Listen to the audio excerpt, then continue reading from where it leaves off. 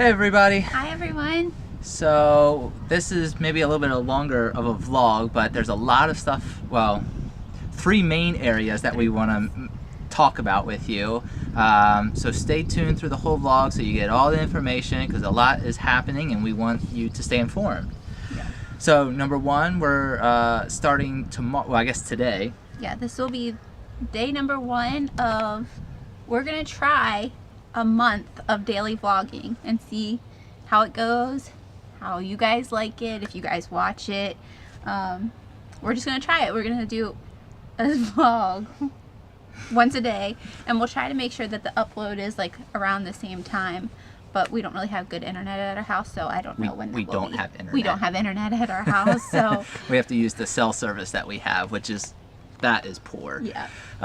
So it'll probably be in the evenings most of the time, maybe at night. Afternoon to evening is probably once it gets uploaded, and we'll make it on. Yeah. So that's our goal, is to do at least for the month of May, one vlog each day, and because there's going to be a lot of stuff happening in the month of May, we hope. We'll see. So one way that you can make sure that you get notifications and you know when we put out a vlog, which hopefully will be every day, is you want to subscribe to our channel. So click below, click the red subscribe button, and then also there's a little bell symbol next to it. You want to click that, and that will give you updates when we put out a video. It'll just send a little notification to your phone, so that way you can see when we have a vlog. Yeah.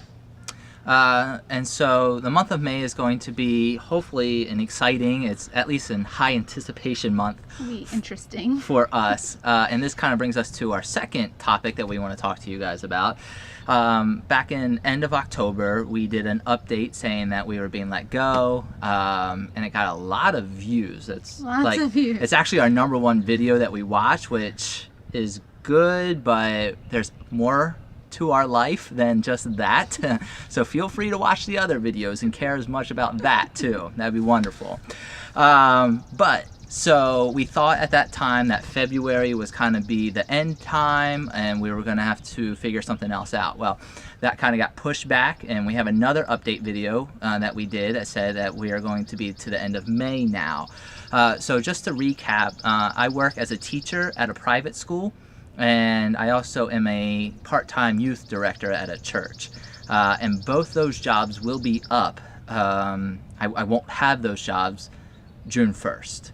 And so the school is still available to him. Right. Just financially, that alone, we wouldn't be able to do. I kind of need 2 jobs in order to suffice that. So basically right now I don't have anything planned for June 1st. June 1st. Now, with that said, there has been 1 or 2 things that I have turned down just because they didn't feel right, or they were just going to be not a good fit for our family. I've applied to a lot of churches, and I got some maybes, I got some no's, I got some yeses, and it just didn't pan out. So we are in a time of testing and a time of waiting, and there is some excitement because we feel like God is hopefully going to move. And I know you might be thinking, oh, God will move. Well, we don't doubt that God's going to do something. It's just when that something is and what that something is scary, to be honest with you. Yeah. So maybe Kia can explain her Bible character in a little bit when she deals more with what's going on in our third part. But for me, what I've been telling people is that I kind of feel like Jacob. And if you're familiar with Jacob's story, the guy had to fight and claw his way for everything. His birthright, his inheritance, his wife, and his just his life in general was a struggle. And there's this moment where he's wrestling with God or an angel, and he basically, they wrestle all night, and he says, I'm not letting go until you bless me. And maybe I'm taking it out of context, maybe I'm understanding it wrong, I don't know. But I kind of feel that way with God, where a lot of our life in our marriage has been a struggle, not within our marriage, but to get things done and have things accomplished. And I kind of get to this point where it's like, all right, God, we're all in, and I'm hanging on to you because there's nothing else to hang on to, and I am not letting go until you bless us with something. I don't know. Maybe that's the wrong attitude, but that is just honesty, and that's where I am right now. There's been a lot of literally ups and downs in our last 6 months, a lot of uncertainty, but another place that I'm at right now, at least spiritually, is just saying that there's nothing that's going to get us through May, and there's nothing that's going to get us through the rest of our life, really, other than God. God's our only hope. God's our only trust. God's our only salvation, our rock, so on and so on.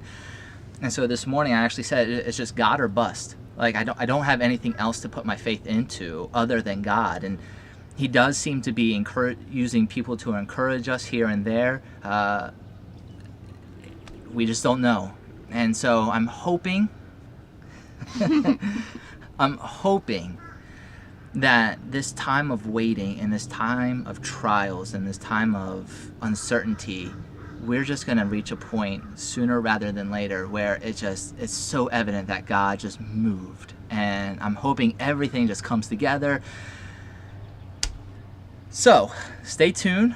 Watch every day in May, because hopefully it's going to be an exciting month, and we will continue to update you as far as what our job situation goes.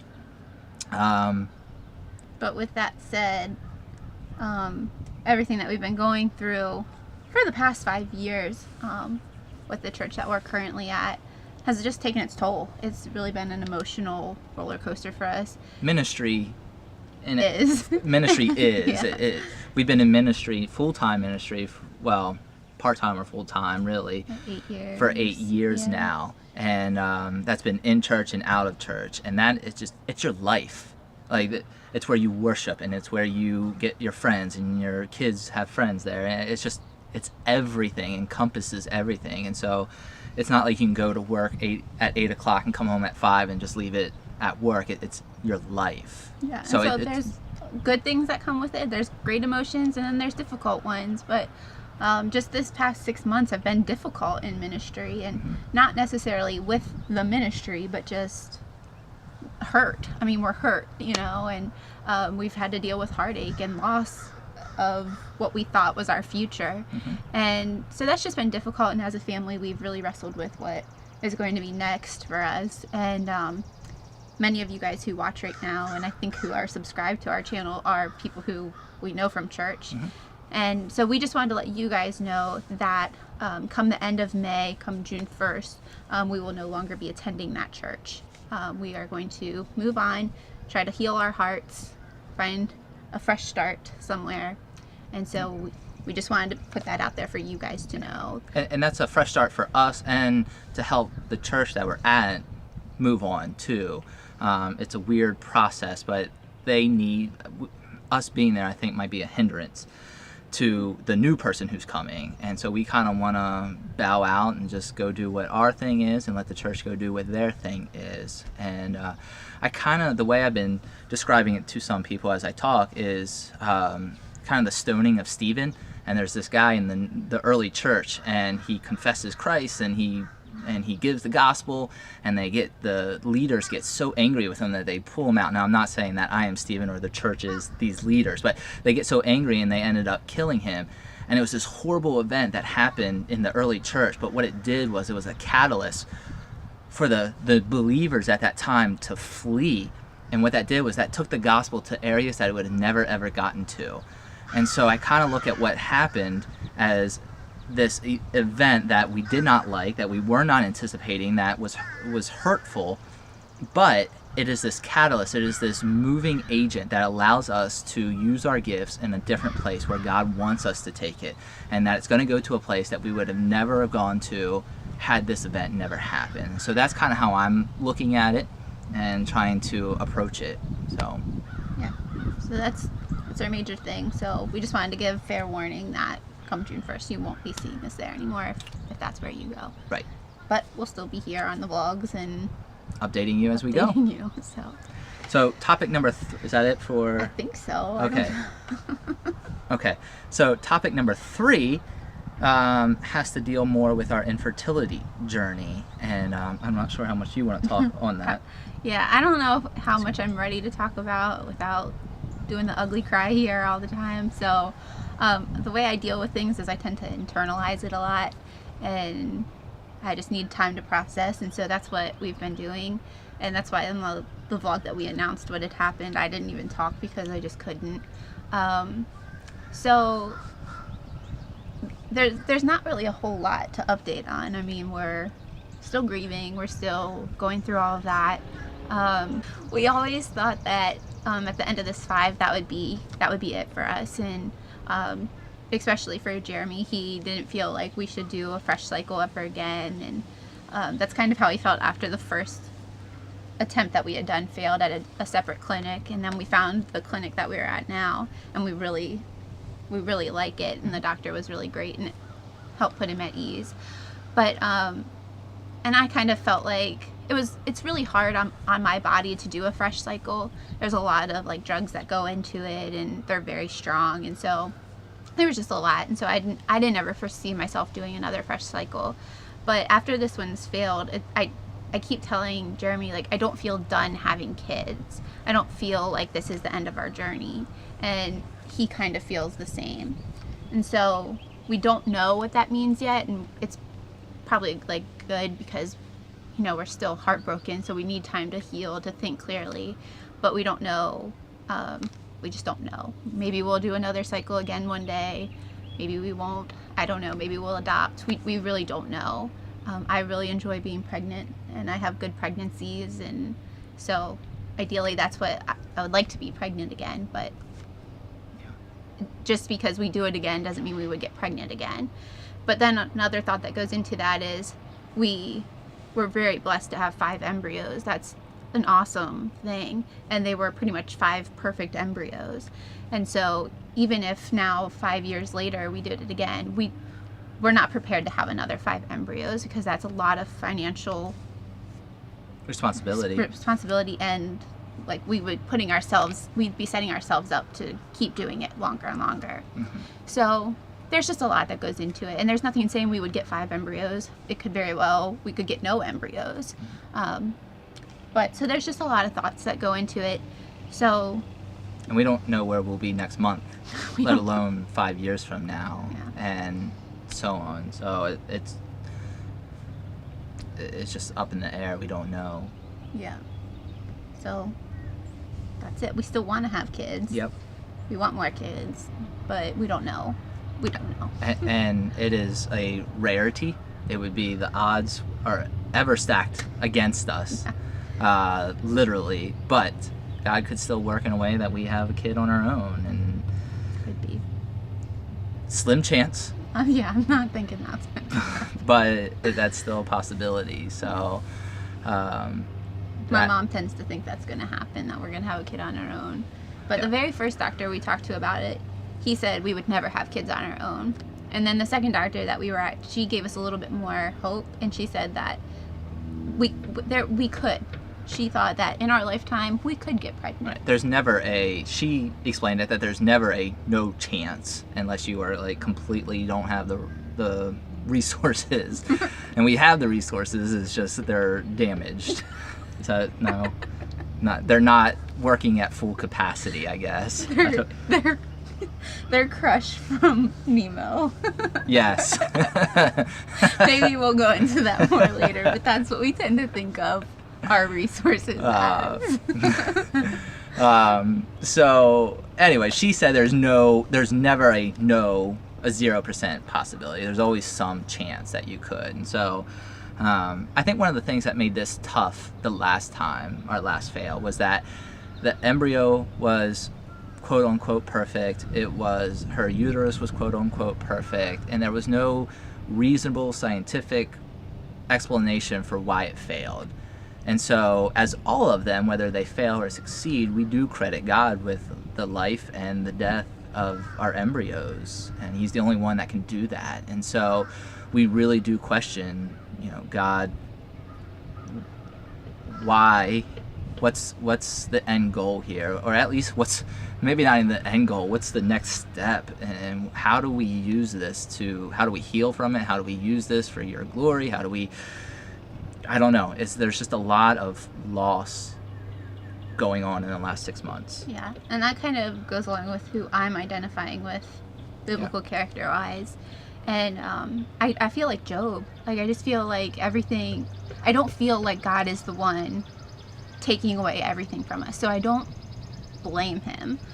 I think he's allowing Satan to do it. And I think he's allowing Satan to do it all at once, like he did at Job, where it's, you know, our job, our kids, like, you know, there's so many things that go along with that. And those are two major things, like being able to have kids and a job. And for there to have been no reason for why it didn't work out, that's what's like heartbreaking about it, because everything was going great.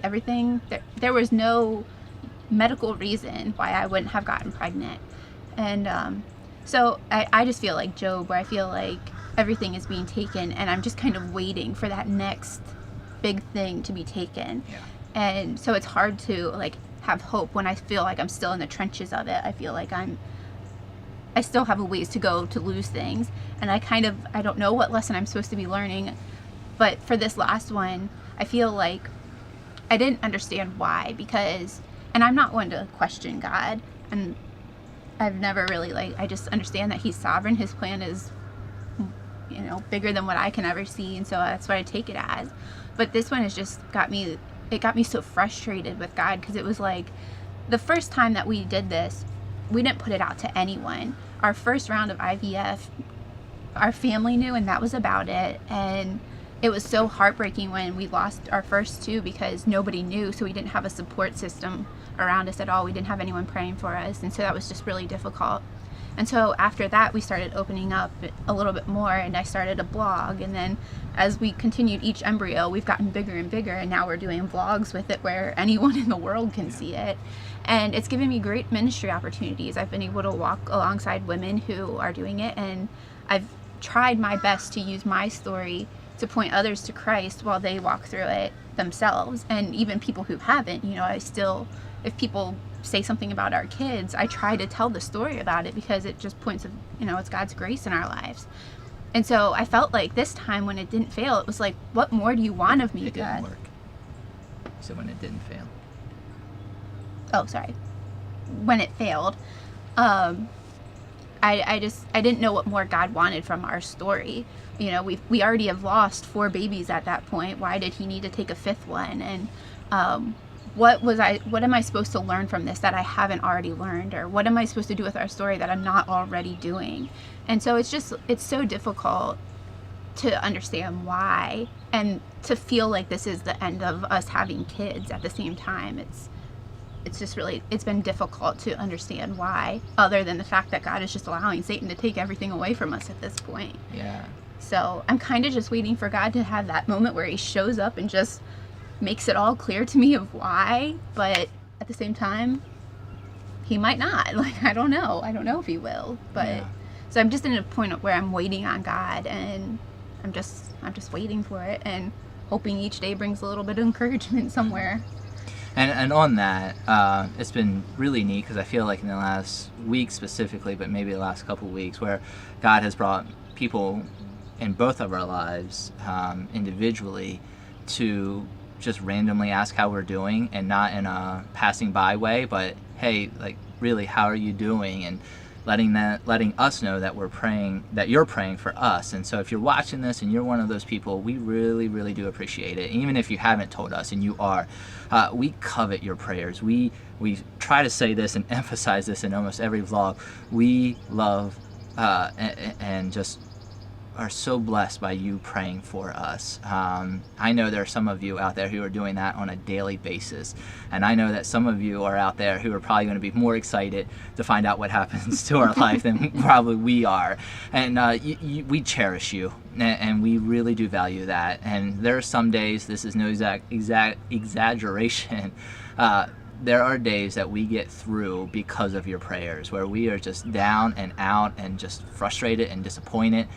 And we know that it is your prayers before God Almighty who and he answers those. It's the prayers and encouragement, because it'll be the worst day, and one of you will text us or message us or call us or talk to us and just let us know that you've been praying, or, you know, whatever it is. But your encouragement and your prayers are really what's got us through the last 6 months especially, but even longer than that. There are times, because ministry is so hard and so difficult, that I just want to be done with it and just go and leave it all behind and go do something else. I don't care what it is. And normally whenever I get to that point, somebody, maybe it's a student of mine or just a random person comes by and just says, you know what you said the other day when you were teaching, or I really enjoyed this, and it's not to boost my ego, but it really just affirms that God has given us this ability to be in ministry, and this I